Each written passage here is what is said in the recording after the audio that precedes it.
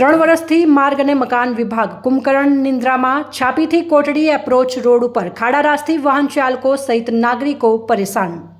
જ્યોતિનગરમાં આવેલ શાળાના 1200 વિદ્યાર્થીઓને પાણીમાં થઈ શાળાએ જવા મજબૂર બન્યા। વડગામ તાલુકાના છાપીથી કોટડીને જોડતો માર્ગ છેલ્લા 3 વર્ષથી બિસ્માર જોવા મળી રહ્યો છે, જ્યારે રોડ ઉપર ઠેર ઠેર ખાડાઓ પડતા સામાન્ય વરસાદમાં પણ પાણી ભરાઈ જતા વાહન ચાલકો સહિત 1200 વિદ્યાર્થીઓ મુશ્કેલીમાં મુકાયા છે।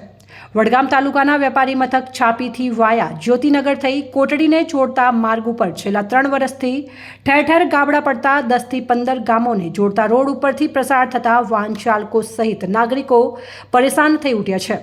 બિસ્માર રોડને કારણે જ્યોતિનગરમાં આવેલ સ્કૂલમાં જતા લગભગ 1200 વિદ્યાર્થીઓને પાણીની અંદર ચાલીને શાળાએ જવા મજબૂર બનવું પડ્યું છે।